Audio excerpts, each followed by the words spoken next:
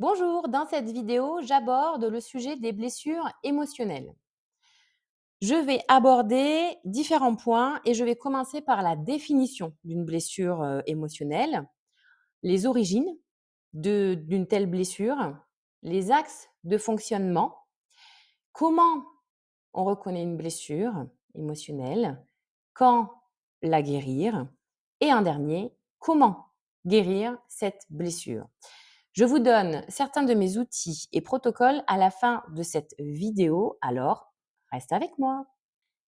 Je commence par qu'est-ce qu'une blessure émotionnelle? Alors, une blessure émotionnelle, c'est une blessure qui est invisible, qui ne se voit pas. C'est une douleur, une souffrance ressentie à l'intérieur de notre être et qui a été provoquée par un événement extérieur, une personne, une situation, mais également par nos propres actions, par nos propres paroles, attitudes, comportements. Cette douleur peut se transformer en souffrance intérieure intense si elle n'est pas soignée. Les principales blessures émotionnelles que je connais, mais dans les grandes lignes, après on peut aller plus dans le détail, mais dans les grandes lignes, c'est la trahison, le rejet, l'abandon, l'humiliation ou la honte et en cinquième, l'injustice. Alors d'où est-ce qu'elles viennent, ces blessures? Une blessure émotionnelle peut avoir plusieurs origines et notamment 3 origines. Blessure émotionnelle peut être en un, une blessure qui est transgénérationnelle. C'est-à-dire qu'elle vous a été transmise par nos lignées familiales, paternelles ou maternelles, ou les deux. Parce que par la loi universelle de transmission, dans les gènes, nous transportons génétiquement ces blessures-là. Alors, merci les parents pour vos legs pas cool du tout, mais on sait aussi que nos parents ont fait de leur mieux. Cette loi, elle est valable aussi pour les enfants adoptés qui héritent des blessures de leurs parents et biologiques et adoptifs. Donc, pour les enfants adoptés, grosse mission pour vous. Ensuite, elle peut être karmique. C'est une blessure que nous n'avons pas gérée dans une vie antérieure ou parallèle, enfin, en tout cas dans une autre vie ou dans une autre dimension, hein. Cette non-gestion, elle a été due soit par un manque d'opportunité, soit par choix, parce qu'une vie, ça peut passer vite, soit par impuissance, manque de moyens ou toute autre raison. Cette blessure karmique, elle est apparue lors d'une situation spécifique, avec une personne en particulier ou lors d'un événement particulier. La troisième origine, c'est une origine qui va être une blessure d'incarnation. C'est une blessure que nous avons choisi délibérément de venir guérir dans cette incarnation-ci. Elle fait partie de nos missions inscrites dans notre contrat d'incarnation ou contrat d'âme. Je sais, c'est difficile à accepter. Choisir de vivre une blessure d'incarnation exprès paraît barbare comme ça à première vue. Mais cela fait partie de notre mission d'évolution ici sur Terre en tant qu'être humain. Alors maintenant, quels sont les axes de fonctionnement d'une blessure émotionnelle? Mais oui, enfin, comment est-ce que ça fonctionne? Alors, une blessure émotionnelle, elle va se produire sur 3 axes ou 3 dimensions. En tout cas, il y a 3 mécaniques qui se jouent, peu importe le terme. Vous allez vite comprendre la mécanique, justement, la dynamique qui se joue avec cette blessure-là. Le premier axe, une blessure, elle va se jouer entre nous et nous, entre vous et vous, entre votre intériorité, entre notre intérieur et notre intérieur. Voilà. Et si je prends un exemple, l'exemple de blessure, par exemple, de trahison. Dans quelles circonstances je me trahis moi-même, par exemple? Quand est-ce que je ne dis pas ou ne fais pas ce que je pense ou veux vraiment? Toutes ces fois-là deviennent une trahison insidieuse envers nous-mêmes. Ou encore, quand par exemple, je souris à quelqu'un alors que je n'ai pas envie de sourire, en mode, Regarde, je souris, mais dessous, ça va pas du tout. Voilà et que je cache qui je suis vraiment. Cette blessure, en fait, de trahison, c'est bien entre moi et moi, entre vous et vous. Le deuxième axe, c'est entre nous, à vous, votre intérieur, et les autres, qui vont représenter l'extérieur. Si je reprends l'exemple de la blessure de trahison, dans quelles circonstances je trahis l'autre ou une autre personne? C'est par exemple quand je dis, que je suis disponible pour aider et que finalement je ne le suis pas. Quand je réponds à une demande d'aide de quelqu'un et que en fait je me défile au dernier moment. Quand je dis à quelqu'un, «Je serai toujours là pour toi», mais lorsque la personne me demande de l'aide, je ne peux pas être là, mais pour différentes raisons. Le but, il est pas, là, encore une fois, de vous culpabiliser. C'est parfois on dit des choses, voilà, on dit des choses à quelqu'un d'autre et les circonstances font que nos actions ne sont pas alignées à nos paroles. Le troisième axe, c'est entre, du coup, l'extérieur, les autres et nous-mêmes. Donc si je reprends l'exemple, encore une fois, de la blessure, de trahison, c'est quand, par exemple, une personne, voilà, en qui vous aviez confiance, vous fait faux bond au dernier moment. Quand vous attendez du soutien et que vous ne l'avez pas, des personnes qui, normalement, devraient vous soutenir. Quand je dis normalement, c'est peut-être, par exemple, votre famille ou même quelqu'un qui aurait verbalisé: «Je serai toujours là», quelqu'un envers vous-même et puis quand vous demandez de l'aide, vous ne l'avez pas. Attention, si je dis ça et le but de ces explications, n'est pas de nous culpabiliser ou de nous juger. Parce qu'en fait, ce fonctionnement, il est complètement normal. Nous sommes des êtres humains et nous fonctionnons comme ça, en fait, pour que nous puissions reconnaître nos blessures, parce que les identifier permet de les mettre en lumière. Et qu'est-ce qui se passe quand on les met en lumière? On les passe de l'inconscient au conscient et du coup, on les libère et c'est un travail de guérison, la libération. Donc vraiment, ça nous permet de les guérir.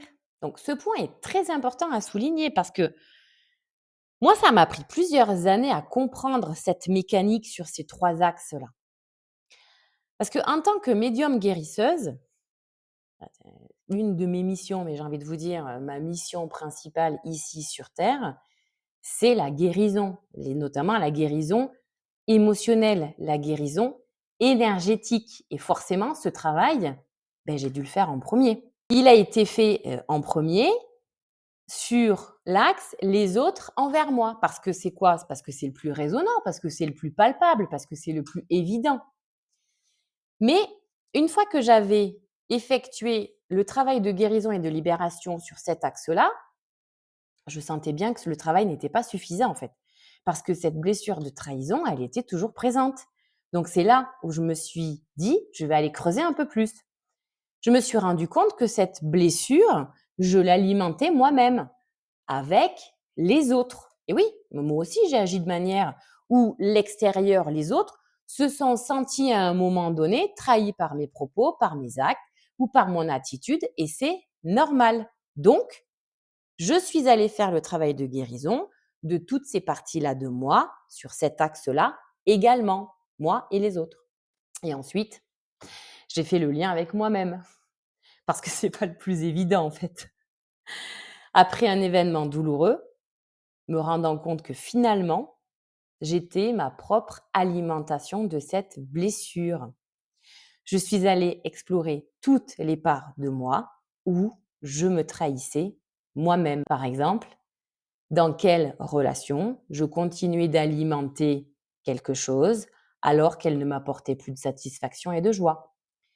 Quelle action je faisais, je mettais en place, mais qui trahissait ma confiance, qui trahissait ma véritable volonté, qui trahissait mes véritables valeurs, qui trahissait mon état d'être authentique intérieur.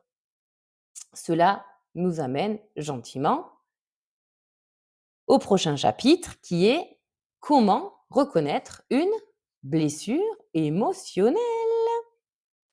Bon, je vous ai un petit peu vendu la mèche déjà, hein, mais il y a 2 choses qui sont importantes et qui nous permettent de reconnaître la présence d'une blessure émotionnelle. Et pour moi, ces 2 choses ont la même importance, donc je ne vais pas pouvoir les prioriser, donc je vous les livre dans cet ordre-là. Mais je dirais ça. En premier, c'est ce que vous ressentez à l'intérieur de vous. Donc ça peut être une sensation désagréable, une impression qui vous met mal à l'aise, un mal-être physique comme, une boule dans le ventre, un coup dans la poitrine ou dans le dos, une sensation de mal respirer. Mais souvent, c'est placé, mais pas forcément, hein, au niveau de la poitrine ou du plexus solaire, mais ça peut être également dans le ventre. Ça peut être également un état de sidération. Les bras vous en tombent, vous n'arrivez plus à parler. Vous êtes, complètement pétrifié, figé. Vraiment cet état de sidération-là. Vous comprenez même pas ce qui est en train de se passer, tellement que ça vous percute. Une émotion comme, de la déception, de la colère, de la tristesse, mais également du désespoir, de la frustration. Et la deuxième chose, c'est la récurrence qui fait état de la présence de la blessure.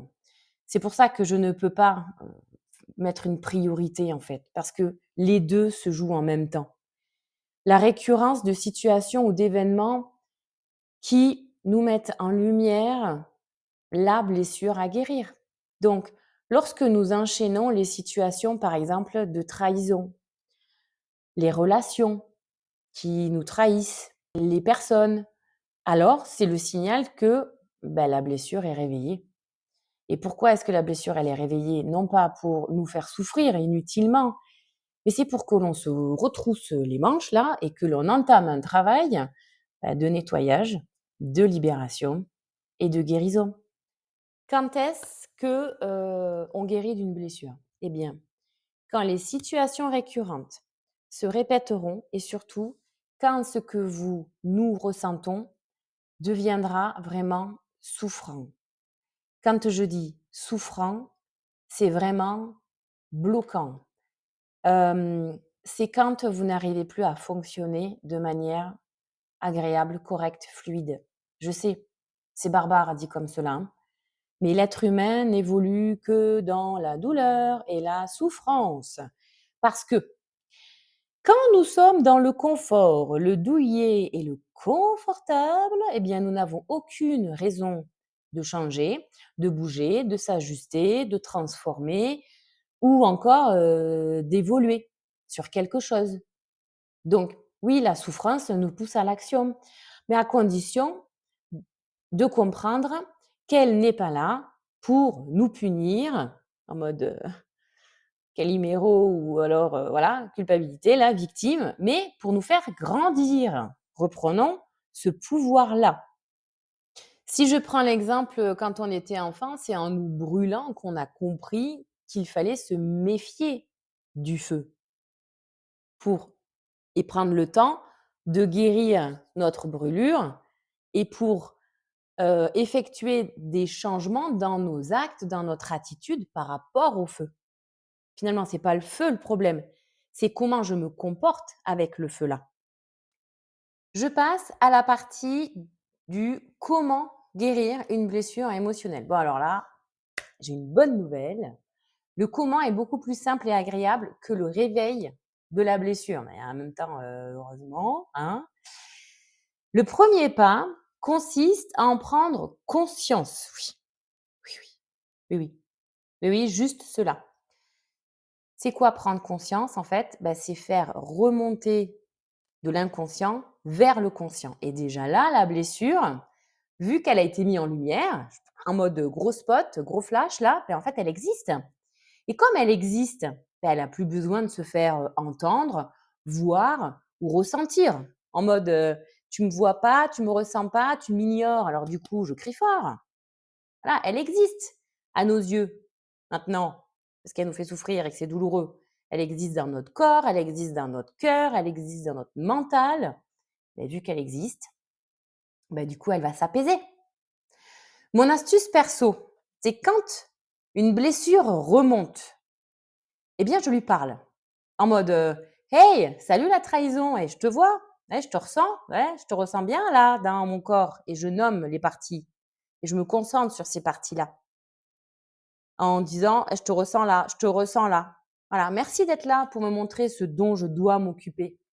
Le second pas, c'est comment je m'ajuste, comment je change d'un millimètre mon attitude, ma posture, mes mots, mes actions pour éviter de reproduire cette blessure. Par exemple, éviter une relation, éviter une personne ou poser des limites saines par rapport à cette personne, cette relation. D'accord? Ce serait par exemple une limite saine, ben non, je décide de ne pas décrocher mon téléphone quand elle m'appelle parce que là, j'ai pas l'énergie, j'ai pas les ressources nécessaires pour avoir cet échange-là. En tout cas, pas pour le moment. Voilà, parce que c'est pas le moment. Une limite saine, ça peut être ça. Et parfois, une limite saine, c'est aussi un silence. C'est un silence qui peut permettre aussi de casser la mécanique de cette blessure. Donc là où vous seriez intervenu avant, eh bien, si vous décidez de ne plus le faire, ça permet de stopper. Parce que parfois, casser des schémas, des attitudes, des, des manières d'être, des manières de faire qui nous font souffrir, c'est la solution. Et si par exemple, comme moi, vous avez une valeur qui est très fondamentale, très haute de loyauté, de respect, eh bien parfois, il est difficile de ne pas honorer sa parole. C'est même très compliqué. Mais parfois, ne pas honorer sa parole, parce qu'elle nous coûte en temps, en énergie, en argent, peut être aussi salvateur pour nous. Oui, ça peut être inconfortable et ça peut remettre en question cette valeur-là chez vous. Mais parfois, ça peut être la meilleure chose à faire. Et ça peut être la meilleure chose à faire parce que sur le moment, dévier de cette valeur-là, ça vous fait souffrir. Mais en revanche, honorer vous-même, vous honorer vous-même dans ces circonstances-là spéciales parce que il y a des circonstances où on peut revenir sur sa parole, où on peut revenir sur certaines de nos valeurs, à condition que ce ne soit pas tout le temps, puisque là, du coup, ça ne devient pas une valeur. Mais c'est la meilleure des choses à faire. Le troisième pas, c'est se pardonner soi-même. Et alors là, je sais que ça peut être compliqué. Parce que, parce que nous sommes nos meilleurs ennemis. Nous sommes nos meilleurs ennemis. Et que parfois, décider de devenir nos meilleurs amis et donc de faire rentrer de l'indulgence envers nous-mêmes, eh bien, ça fait pas de mal. Hein. Donc, se rappeler que nous sommes des êtres humains et que nous sommes donc par définition des êtres imparfaits nous permet de se poser, respirer, se détendre, ok, et de se dire que c'est aussi normal de faire des boulettes, de ne pas faire correctement, de ressentir des trucs désagréables. Si je reprends cette blessure de trahison, si votre but, il est profondément d'être bienveillant avec les autres, si votre but, il est vraiment d'être dans l'entraide, dans la compréhension, mais que malgré vos actes, malgré vos paroles, malgré qui vous êtes, en fait, vous allez faire souffrir quelqu'un, bien c'est là où l'indulgence, elle est importante. Parce que votre intention première, elle n'est pas de faire mal. Votre intention première, elle n'est pas de blesser. OK? Donc là, je parle vraiment de vous qui êtes dans cette démarche-là d'être bienveillant avec les autres. Hein. Le but, il n'est pas de faire du mal aux autres. Hein. Voilà, non, intentionnellement. Mais parfois, on en fait. Voilà. Et on en fait pourquoi? Parce que on est des êtres humains. Autant les autres vont réveiller des blessures en vous, autant vous, vous allez réveiller des blessures chez les autres. Eh ben oui, c'est le jeu de la vie, quoi. Eh ben oui, on est venu pour ça sur terre. Bon, ben on y va, quoi. Voilà. Donc, nous sommes correctement, installés dans notre rôle d'être humain. Voilà, on apprend et on continuera d'apprendre encore et encore au-delà même de cette vie-là. Voilà, donc on se détend. Et une méthode pour ancrer dans la matière ce troisième pas, cette troisième étape, c'est la méthode Ho'oponopono. Oui, parce que c'est bien de réinventer la roue, mais à un moment donné, il y a quand même des méthodes ancestrales qui existent déjà depuis des millénaires. Et donc, les utiliser, je pense que c'est déjà une bonne chose. C'est quoi la méthode Ho'oponopono? C'est une méthode basée sur 4 mots qui libèrent. C'est quoi ces 4 mots? C'est pardon, excuse-moi, merci, je t'aime. Et c'est à vous-même en premier que ces mots ils s'adressent. Parce que dire ces mots à voix haute va amplifier la vibration des mots, va amplifier la vibration de libération et donc va augmenter l'efficacité de la libération, donc l'efficacité de la guérison. Parce que moi, lorsque je souffre, franchement, non mais je veux que la guérison, elle soit efficace, hein, parce que c'est bon. Quand j'ai compris, ben, je veux libérer rapido, parce que je suis pas maso. Bon après, chacun voit midi à sa porte, hein. Je reprends l'exemple du départ de la trahison pour vous donner un exemple de comment utiliser cette méthode plus en détail. Cela pourrait donner pardon de ne pas avoir écouté mon intuition. Excuse-moi d'avoir ignoré tes avertissements. Merci de me montrer ce que j'ai intérêt à changer. Je t'aime tellement. Oui, parce que c'est un dialogue entre nous et nous. Parce que c'est le point de départ à tout changement. Le changement vient de nous-mêmes. Le quatrième step, se faire aider par un thérapeute, énergéticien ou médium guérisseur, surtout pour les blessures transgénérationnelles et karmiques. C'est ce que je vous apprends à faire par vous-même dans mes accompagnements de coaching d'évolution. Le comment guérir, c'est une décision personnelle et il n'y a pas de meilleure solution. Il y a juste des solutions qui sont à trouver en fonction de notre situation parce que nous sommes tous uniques. Donc, il y a des moyens uniques pour chacun de nous pour accéder à cette guérison. Parce qu'une situation qui sera neutre pour quelqu'un, ça va lui passer au-dessus, fera monter au rideau quelqu'un d'autre. Donc, en premier, pas de jugement, juste des observations pour aller identifier ce que nous avons à guérir. Donc, occupons-nous de nous et pas des autres. Chacun son job ici sur Terre. Comment sait-on qu'elle est guérie, cette blessure? Cerise sur le gâteau. Nous savons que cette blessure est guérie quand les mêmes situations qui nous faisaient souffrir avant ne se reproduisent plus, mais également quand les inconforts que l'on ressentait face à une situation, une personne, disparaissent. C'est-à-dire que lorsqu'on vit la même situation, qu'on est face à une personne et qu'en fait on ne ressent plus rien, c'est neutre. Voilà. Mais également quand les agissements d'une personne ne nous sidèrent plus ou ne nous impactent plus. En mode je m'en fous. Voilà. Quand on ose également exprimer sa vérité sans retour, sans jugement. Quand on est beaucoup plus, moi j'appelle ça aligné et ancré, c'est-à-dire quand on est plus honnête envers nous-mêmes. Mais quand je dis envers nous-mêmes, c'est envers ce que l'on ressent. Voilà. Quand est-ce qu'on sait également que cette blessure est guérie? Donc si je reprends l'exemple de la trahison, eh bien quand par exemple, on ne se trahit plus dans nos actes, nos actions, nos pensées, nos paroles, voilà, quand on s'aligne avec sa vérité profonde et son être tout entier, complet, hein?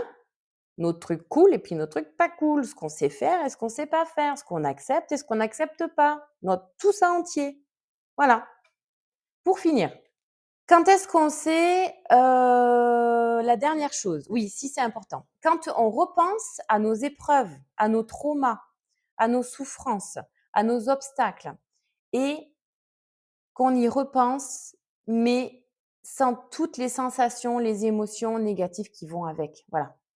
C'est quand on y repense et qu'on a en fait une certaine neutralité à l'intérieur de nous et on se sent plus léger, plus libre, plus aligné, beaucoup plus en paix et c'est un fait.